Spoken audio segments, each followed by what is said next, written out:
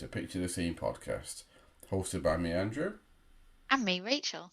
Now, we are a true crime podcast, so listener caution is always advised. If you'd like to become a supporter of ours, you can do so for less than the price of a cup of tea or coffee. The link to our Patreon can be found in our show notes, along with the links to all of our social media accounts. And we actually have a Patreon episode out already, and Rachel is working on one for November at the moment. Do you want to give us a clue as to what it might be, Rach, or do you want to leave it a mystery? Yeah, I always love kind of waiting until the 11th hour, if you like, once I'm actually starting to pen the script, just in case I change my mind. But the case that I'm looking into at the minute, a lot of my cases recently have been overseas, but this one's a little closer to home. So that's all I will hint at.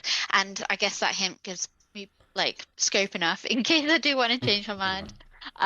But yeah, it's always nice to write about somewhere you're familiar with and you can really like get yourself like immersed in, the local press, whereas sometimes when you're doing like one based in another country, it can be tricky, like making out what a tabloid version of the story is versus like a broadsheet, if that makes sense. And, making sure that you're not sensationalizing or getting wrapped up in the sensationalizing of that case. And However, on the flip side, I feel our justice system makes more sense to me yes. than, in other countries, personally.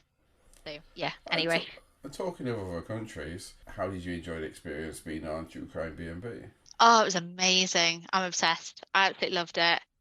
Loved that we got to meet the cats as well. How lucky. I feel like, yeah, it was brilliant. Feel like we've been really lucky to record with the other pods in October. But you set the bar high now, Andrew. So, I'm expecting that we're going to be invited on or inviting others on to our show soon. Hopefully, so watch this space, people. Maybe we have some more lined up. So, as much as it was great having Adam on the show, I did miss you on the last one. Did you have Oh. Did you have a good holiday? I did, thank you. And as much as I really enjoyed listening to the show, whilst I was away, I did think Adam did possibly too good a job. So I was a bit worried for my seat, being welcome back. But here I am. It's hard for Adam to juggle two pods and visits to Rochdale, so I think you're pretty safe. And how are you doing generally? What's new in your life? Yeah, all good here. Went to Spain. That was lovely. Had lots of family celebrations. Feel like it's been going off lately. It's my birthday this month. It's November when we're recording, and Andrew will be well aware it's my birthday because there's a lot going on the week of my birthday, and I keep on saying to him, "Oh, it's my birthday then." So, Yeah, I'm yeah, so.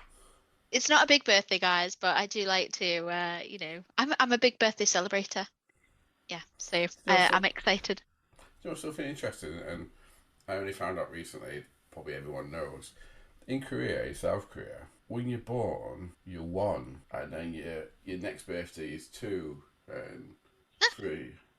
So, Wow. so while like someone could be born on the same day as you and the same year, they call themselves a year old. I guess it makes no Do difference you to know, biology and stuff, but it makes all the sense though, because when people turn a certain age, like say I was turning 35, yeah, or I just turned 35, people would reference the year ahead as my 36th year. So, like that, I mean, it depends what kind of friends you have and whether, like, how they wish you a happy birthday or whatever. But that happens a lot. Like, and I'm not 30, I'm not turning 35, by the way. I'm older, but yeah, that happens a lot, and so it makes sense. Career have just gone straight in. Yep, one newborn, one, like life on their shoulders, happy days. exactly. And listeners are probably thinking why they're talking about this. This is not true crime. So let me ask you this question, Rachel. Are you ready for some true crime? I am Andrew. Let's go. Great. So I did tell the listeners out there. I did tell Rachel I was covering a certain topic for this episode, but I had to change it at the last minute. And as you all may or may not be aware, where possible to get full details and information, even if we don't directly use or quote when researching, we reach out to organisations or people connected to whatever the subject is that we do. We don't just Google. We'll leave that for Crime Junkie. But I, um, Ouch. ouch, sorry, I don't want to give away the topic of the next episode yet, but I had to put it on hold for 2 weeks because at the last minute, a charity I reached out to that I thought I wouldn't get a response from did actually reach back out to me yesterday, and I really do Amazing. think they're going to add so much value to the quality of the content. So I'm just working with them on some data and information, and hopefully, you all will appreciate the extra info in the next episode. So I'm going to leave it at that little bit of a mystery. Good call. Good So, call. I'm looking forward to it already. so you have no idea what I'm talking about now, Rachel. So No. I'm not sure if that's going to be a good or a bad thing. Bring it on. So let's set the scene. If it's safe for you all to do so, I'd like you to relax. Close your eyes and picture the scene. Today I want to take you back to the 6th of June 1980 and to West London, to Kensington Garden Square to be exact. Now Kensington Garden Square is in W2 in London, and it sits between Notting Hill and Paddington, and it's a short walk away from Kensington Palace. On the 6th of June, it was a Friday, and being a Friday in a busy city, one thing could be taken for granted. That is that the bars, pubs and clubs, they'd be busy. Now on this day, a man called Anthony Bird was due to start his shift in the Railway Tap pub, but he didn't show. Now this wasn't the first shift that he had missed. He had missed a couple of shifts, and the last time anyone had seen him would be on the 3rd of June, 3 days earlier, late at night in the Queensway area of West London. For the first two shifts he missed, his employees were annoyed, but they were not overly worried because they knew he wouldn't miss a Friday shift, as it had been needed to make sure the rest of the staff didn't get swamped when it was busy, because it was a Friday night in London, in the west of London. So they knew something was wrong. So he seems like, for that fact alone, he seems like, even though he's obviously dodging work on the odd occasion, he seems like a nice guy. Like the fact that he wouldn't just let his colleagues like slander and. Yeah, reports were that he was quite a nice guy. Well And what liked. year was this? Sorry, Andrew. 1980, Oh wow. Okay. so 42 years ago. So Anthony Bird, or Tony, as he liked to be known, he was a 42-year-old male at the time, and he lived by himself in a one-bedroom flat in the Kensington Garden Square area of London. Now he was originally from New Zealand, and he'd been in the UK for a few years, and he generally just enjoyed his life. But when he couldn't be contacted on that Friday evening, his employers called the police, adamant that he couldn't be found, and they were worried about his safety. Right? They wanted to know what happened to him. So two officers were called out to his flat and armed with a sledgehammer. They broke down the door of his home. So upon entering his home, they initially thought he had been burgled, with his flat having been ransacked, as if someone had been looking for valuables. Now when they entered the bedroom though, the police officers knew they were dealing with more than just a simple burglary. Oh god. Yeah, for what they saw was Tony lying dead on his bed. So they knew immediately that it was a crime scene because Tony was on the bed, he was naked, lying on his side, his knees were tucked up and his legs were crossed. There was some black electrical cord bound tightly around his left wrist and his left ankle. And Oh wow. while no cord was there, marks consistent with a cord could also be found around his right wrist also. So all over his body there was numerous marks and apparent bruising, Oh. again consistent with him having received a beating. Alongside his body on the bed, there were also two planks of wood that could have been a murder weapon or weapons. And to top it all off, he had also been strangled. Oh my god. This just sounds like a game of Cluedo. Like, Yeah, what so was the weapon? Who was the culprit? And what was the MO? exactly. So detectives were called straight away, and the scene was cordoned off. So no real evidence could be found by the police, other than some fingerprints on the wood and the body, but they couldn't identify the fingerprints. They had no record of them in their systems. And it was So probably like, with it being 1980 as well, probably quite early doors for collecting that kind of. yeah, DNA wasn't really. I Mm. don't know when DNA started, but it wasn't really a main thing then, was it? Would it still have been like the cards in the stations that they had to check like manually? Or do you reckon by then like they would have upgraded to When was it? digital print? When was it the Yorkshire Ripper? Actually, I can answer this question. It was sometime in the 90s that they moved from taking your fingerprint with ink and paper. I don't know when if they digitized it or not. And then they moved it to doing it on a computer. Oh wow. Oh So yeah, with like the scanners. yes, And I've never been arrested, just to caveat that. But you know, when you go through certain countries, customs will take your thumb and fingerprints yes. instead of your picture, because obviously you can alter your face to fit the person matching the passport, but you can't alter your thumb or fingerprint.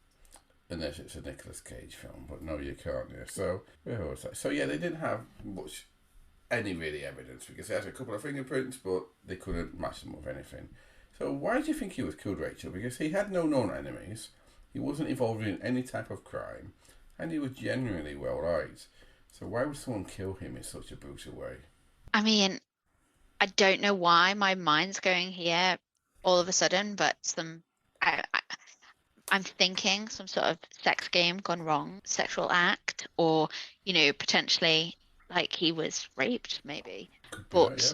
But I feel if there's nothing like in the on the dark side, like drugs and crime, that would be the route I would be thinking of. Well, it's sad for me to say this. There was no one really interested in this death, and so it didn't gain many headlines. So there was no clues to be gained by the police easily. So the only two bits of information actually in the press, they saddened me somewhat, Rachel, because 2 days later, on the 8th, there was in a Sunday Mirror, there was a short, couple of hundred-word article stuck on page 38, and it was actually stuck in between a kid's puzzle and an agony aunt Oh column. my So goodness. it shows you a little importance. And not only that, Imagine how his family felt.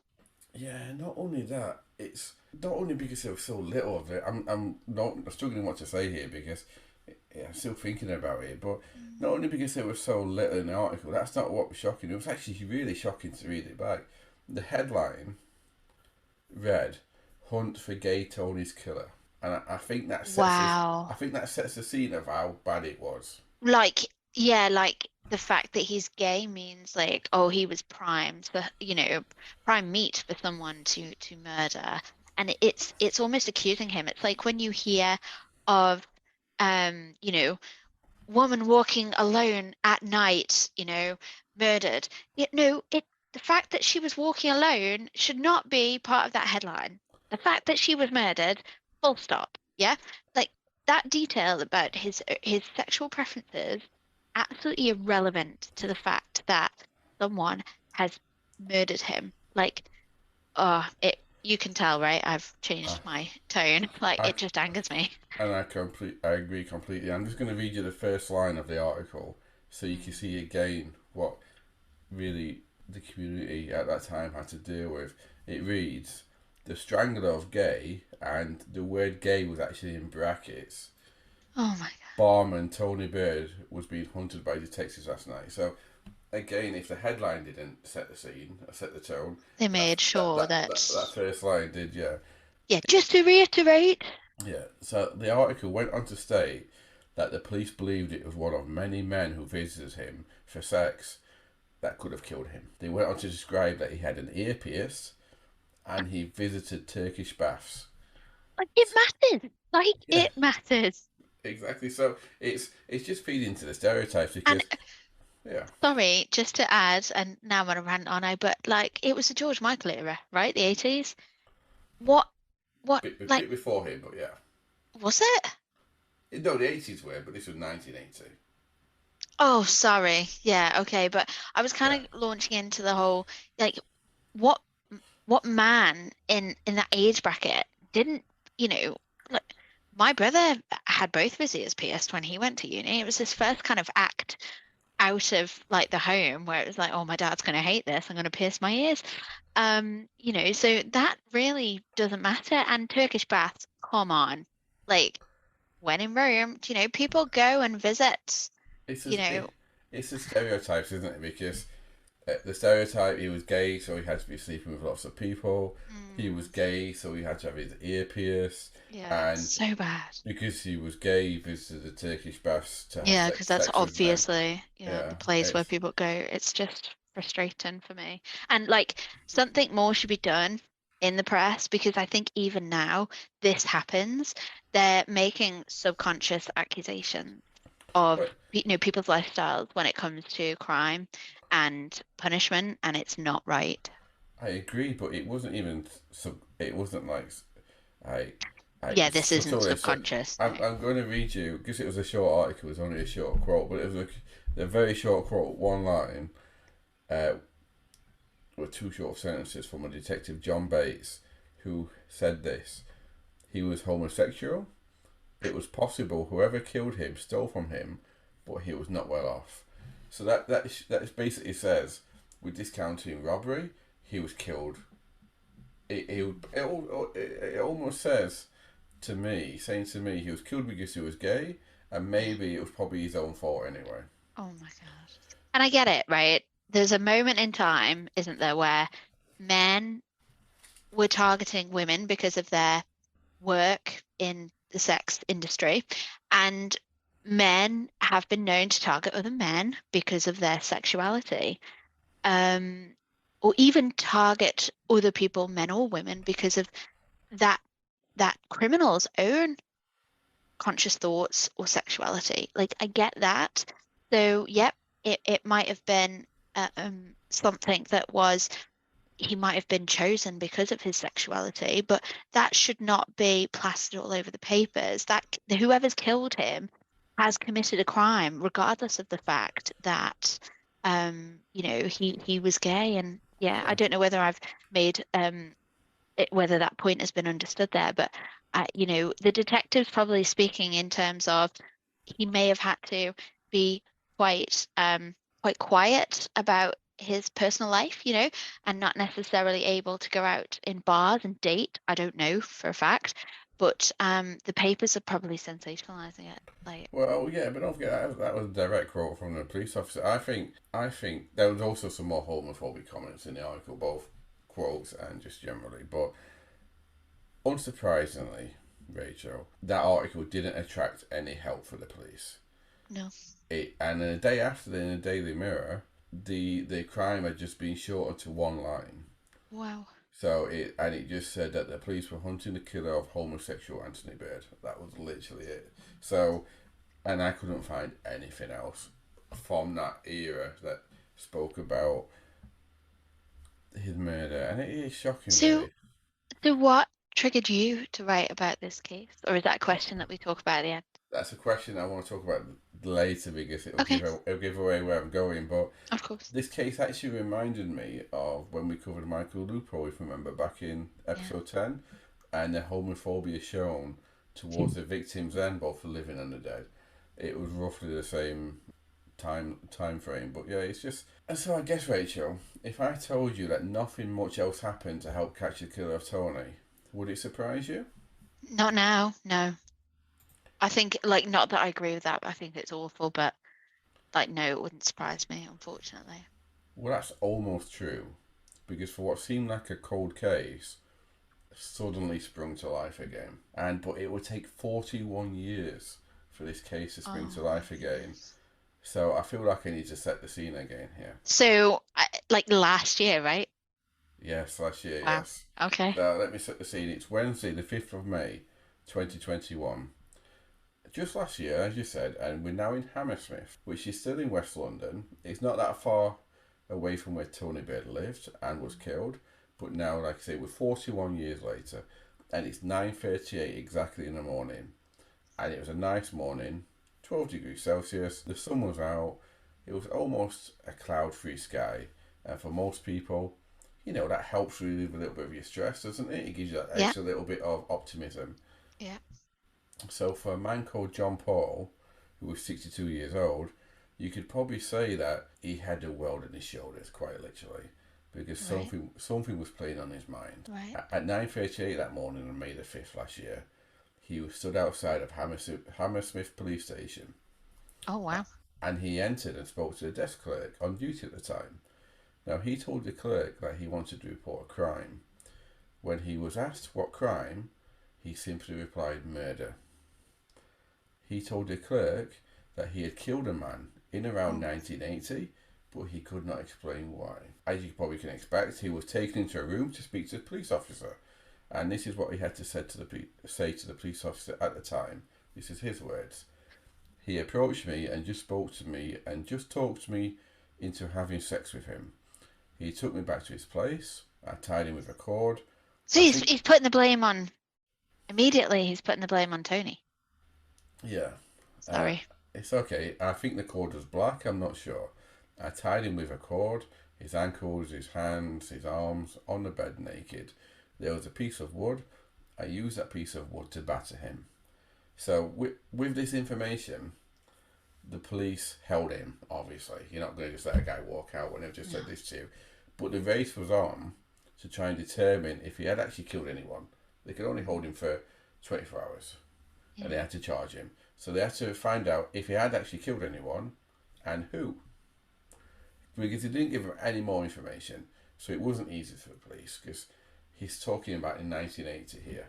Yeah. So And that guy, the guy that he's mentioned that he's killed, I take it he doesn't even quote his name because no, he he's didn't so know his name. aloof about the whole situation. I don't think he ever knew his name. And did he say anything in his statement about, I didn't want sex, he convinced me to, and then I kind of like Well, decided to turn on him. he does go into more detail. I'll give it. Okay. I'll say it later on. So Okay. by 11:34 a.m. that same morning, the unsolved murder of Tony had been flagged, along with a couple of other murders, as being worthy of having a look to see if that was actually the one that he was talking about. Yeah.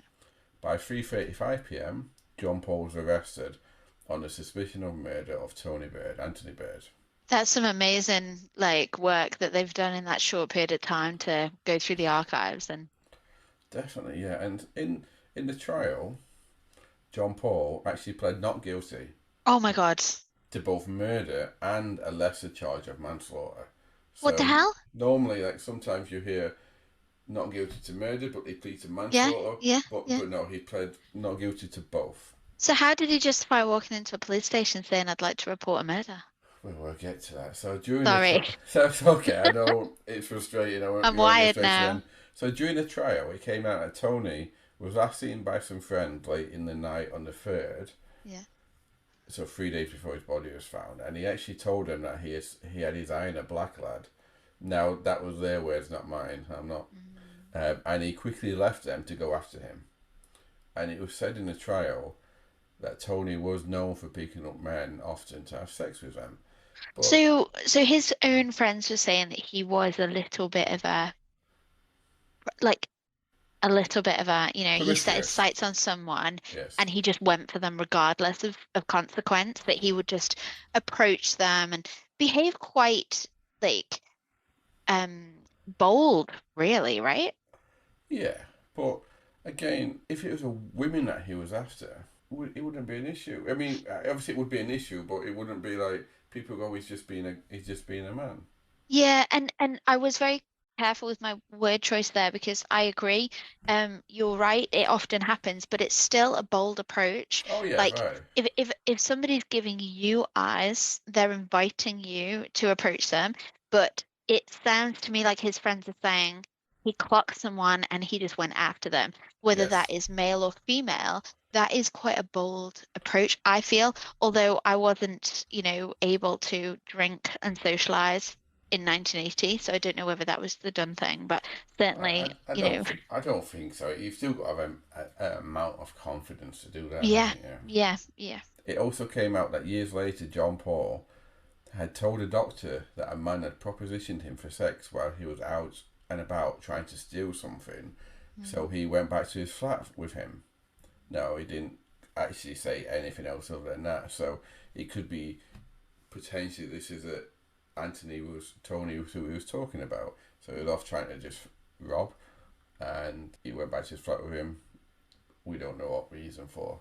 It also came out though that the fingerprints taken back in 1980 at the crime scene Yeah. did match those of John Paul. So the main case of the prosecution argued that it wasn't did John Paul kill him, it was did he intend to kill him or So was it cause murder or yeah manslaughter? or cause him serious harm. Yeah. The prosecution is saying like bang to rights, he definitely killed him because we've got his confession and Yeah. we've got his fingerprints and description of the scene as well. So the defence's argument was that John Paul's confession was unreliable due to a lessened mental state at the time, and that even if he was responsible, which they say he wasn't, he never intended to do Tony Bird serious harm. Mm. So, so you can see the two sides of the argument there.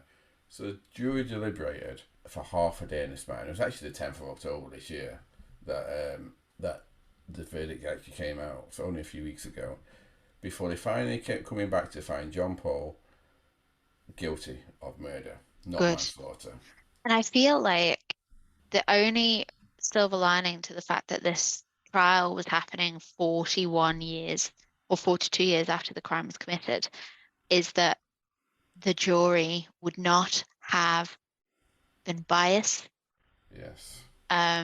in this case, and had any like homophobia or homophobic opinions that might have, been somewhat different in the 80s when, when the crime was committed.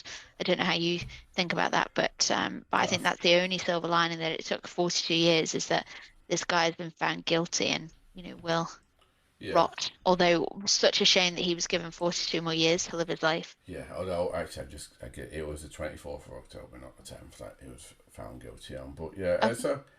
so as this case is still really recent, it was literally what, a week and a half, 2 weeks ago Mm. that he was found guilty. We don't actually have a sentence yet because reports are still being made and the judge hasn't sentenced him yet.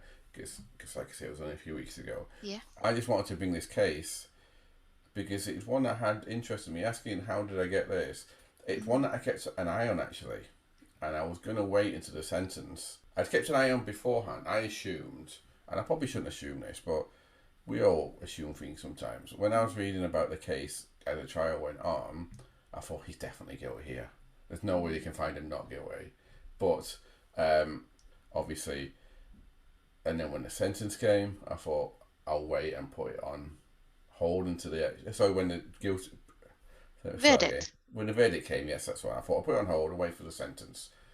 But then when, like I say, when the planned episode got delayed, I thought this is really appealing to me. I kept going back and checking it, so I thought if I keep doing this, I'm interested. Other people will be too, and we can Yes. and we can always just update the actual sentence when it happens in a few weeks' Yeah. time.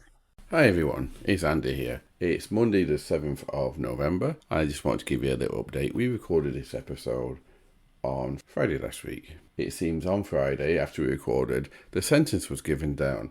John Paul was sentenced to 19 years. He was given life in prison with a minimum term of 19 years to serve. And some more information came out, so Rachel's not here, but I thought you'd want to hear. It seems that since Paul committed the crime, John Paul, he had actually developed paranoid schizophrenia, and he told a nurse that he could not live with the guilt anymore. In a victim impact statement that was read on behalf of the Bird family by Gillian Bird, who was Tony's sister-in-law, they actually said that they couldn't feel any hatred towards him because they had some sympathy because of his current circumstances. So that's nice to see that they can a little bit forgive him. And the judge, Mrs. Justice Shima Grubb, said that she thought that this was done for gain, basically to rob him. And also, they've now released a video of him confessing in the police station. So I'll pop that up on our social medias as well for you to see. Absolutely, and I'd love to know what he gets. Um, and just interestingly, obviously, were you able to find out anything else about this John Paul committing any other crimes in the Well, 42 years that he was a free man? not really. He was, by his own admission, a thief. Um, he not really anything else, to be fair, because No. normally these things come out as well, easy to find after sentencing. Yeah. Like Um, people come forward with reports and stories, don't they, after the court's closed the case, and well, and also don't forget there's certain things you can't report on during a yeah, trial. Exactly. And so the papers and whatnot usually wait until the sentencing, and then they go into the history as well. But And he was definitely a thief. From what I could find out, he wasn't gay. Yeah, no, he was what, 20, 21 at the time. mm, So yeah, I don't know. Obviously, the motive, will we ever know? and would you say that Tony got more like column inches during trial and kind of did the papers do him justice? Well, BBC picked it up. The usuals, like the Guardian and the Times and that, what picked it up. So yeah, I wouldn't say it got lots of coverage, but at least it got some coverage. Yeah, but it there was all quite matter of fact. Again, I guess it's because it's during the trial. Mm, But yeah, it got a little bit more. What did strike me though about this whole case is two things. Firstly, it's that age old question, Rachel. If someone commits murder or serious crime, does it play in their minds? And I think quite obviously in this case it did, because if he wouldn't have gone into the police station, let's not beat around the bush here. He would never have been. People would never know he committed this crime. mm, That he made it. They would never have found out, because even though they took fingerprints and he would have been arrested since, those well, it answers your question actually, doesn't it? His yeah. fingerprints wouldn't have been on file digitally because they would have been cross-referenced.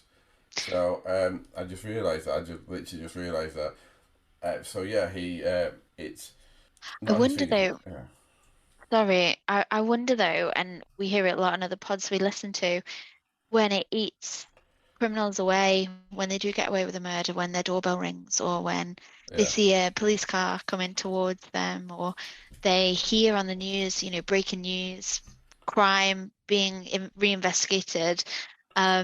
I wonder whether, like, A, his conscience got the better of him and he just couldn't deal with the anxiety and the worry anymore.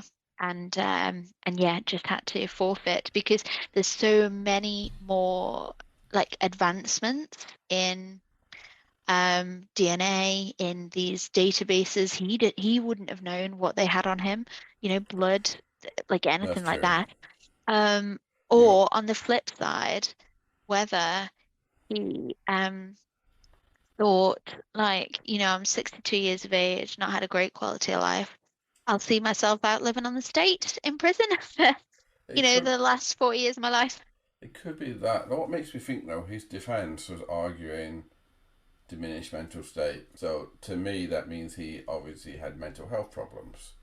Now, Yeah, good shout. where they is that what caused him to kill, or were they exaggerated by the fact that he killed someone, and that's what started triggering his mental health problems? We'll never know, but Yeah. it could have been that. And but the second thing that got me about this case is that it's just how little people cared back then about crimes against gay people, and how blatant the homophobic thoughts and comments were in a general public medium. Now, don't get me wrong here. You also you also see racist and sexist comments from around that time, not just that time, a lot later as well. Yeah. So it wasn't just homophobic comments; it was generally bigoted comments about most people, Yeah. and even from not that long ago, and you still even see them in some places, unfortunately. So what's really interesting, people actually. I have an old Twitter account, Rachel, that Mm. I don't. I've not used it in years. I think I've got like one follower or something. I logged into it by accident a few months ago because I've got more than one email address, and I put the wrong email address. I was trying to remember how to log into Twitter. I put the wrong email address in, and I use the same password for everything. I know that's not good. So it's not the case. Heard it here first. Um, and it logged into this, and at some point I must have been looked at the wrong sort of profile or something, because even though I followed maybe like 10 people, and some of them were like the electric company and McDonald's and stuff like that, but it still shows you feeds on your stuff on your feed from algorithm, and they were Yeah. all pure hatred and racist comments. Oh my God. There were accounts out there talking about immigration, killing people, and making fun and video, and and I couldn't believe it. I was like, wow, I like wonder whether they thought your profile was a ghost profile. Because that's what happens.